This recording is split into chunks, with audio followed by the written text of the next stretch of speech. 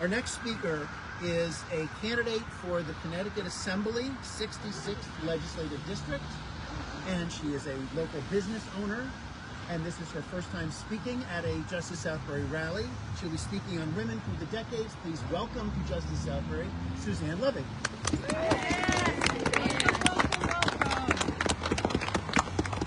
Hi everybody. So I talk pretty loudly, so recently I was asked who my hero is. Who do I look up to? Who do I admire, respect, want to follow in the footsteps of? But I thought to myself, I don't have just one. There have been so many incredible women leading, changing, inspiring, and conquering challenges for decades. It was hard to pick just one. We can look back centuries to see remarkable women in history, women who stood up, stood out, risked their lives, and even fought battles to help us win wars. But today I'm going to talk about just a few who stood out to me as I was growing up in this great nation about to turn 250 years old. Hattie Doress, along with her other women friends in Boston, helped create the groundbreaking book, Our Bodies, Ourselves. For the first time, women openly discussed postpartum depression, sexuality, birth control, education, and women's health care, topics that were considered taboo in the 70s. And then there's Jane Fonda, who famously spoke out against the Vietnam War. She put everything out on the line, was called a traitor and un-American. She stood up for women's rights, equal pay, social justice, and freedom for women to make their own choices, and she is still speaking out today. Let's slide into the 1980s.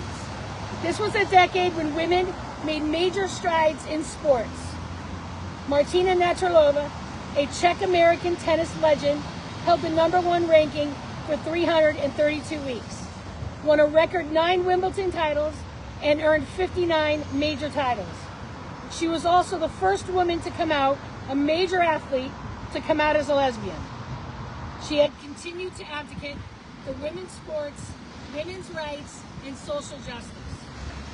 And in 1988, the world watched Florence Griffith Joyner, FloJo, become the fastest woman ever recorded, setting world records in the 100 and 200 meters, and winning 3 gold medals.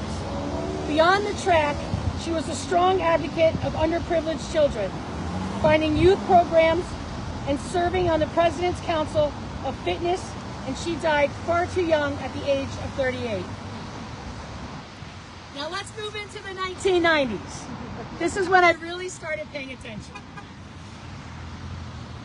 Anita Hill, under oath, spoke about sexual harassment, enduring intense scrutiny while standing firmly in her truth. She brought national attention to an issue that had long been ignored, and looking back, we should have listened more. Madeleine Albright, another Czech-born American, became the first woman to serve as a U.S. Secretary of State. She played a key role in NATO expansion and championed human rights and democracy around the world. And of course, one of my favorites, Hillary Clinton. From First Lady to Senator to Secretary of State, she had been a powerful advocate for women and families. She spoke boldly about gender equality at the 1995 World Conference on Women and played a key role in shaping children's health care through the CHIP program, which is used in all 50 states today. Now into the 2000s. As Secretary of State, Hillary Clinton continued to lead on the world stage, helping strengthen alliances like NATO and working with global leaders in challenging times. She also sat in the Situation Room alongside President Obama during the operation that brought down Osama bin Laden.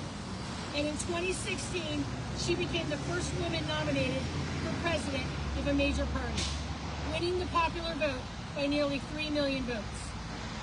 In her words, although we weren't able to shatter that hardest glass ceiling this time, thanks to you, it's got about 18 million more cracks in it. Yes, yes it does. And then comes Michelle Obama, our first black First Lady.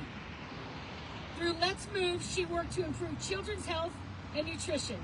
She supported military families through joining forces alongside Dr. Jill Biden.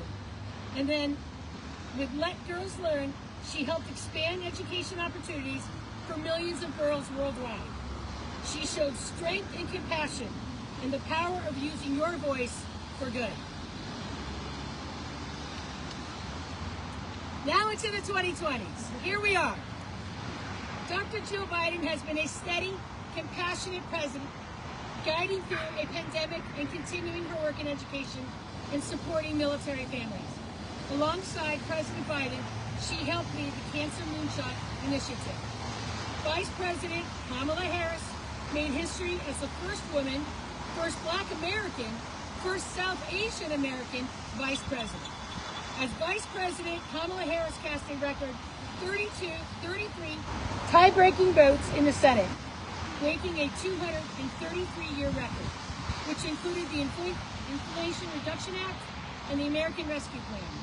In 2021, Kamala created the Her Hands program, empowering young women in Central America to start their own small businesses, continue their education, and expand accessible health care. Lastly, we cannot forget Nancy Pelosi, the first female Speaker of the House, who led through some of the most pivotal moments in modern politics with strength and determination. Nancy reigned over the Senate for 7 years between 2 terms under 4 presidents. I remember watching that beautiful vision on TV of our first African-American female vice president sitting alongside our first female Speaker of the House while Joe Biden gave his State of the Union speeches from 2021 to 2023. And who can forget the night of February 4th, 2020, when Nancy Pelosi famously ripped up the State of the Union speech while sitting as Speaker of the House right behind that other guy. It was epic. Legend. So in closing, I'll leave you with this. Every single one of these women started out the same way. A daughter, a little girl, a teenager. They started out small. So who will be next? Will it be your sister? Will it be your mother?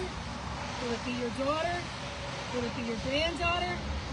Or will it be you? Let it be you. So let's get out there and do something, and then do some more. Yay! Thank you.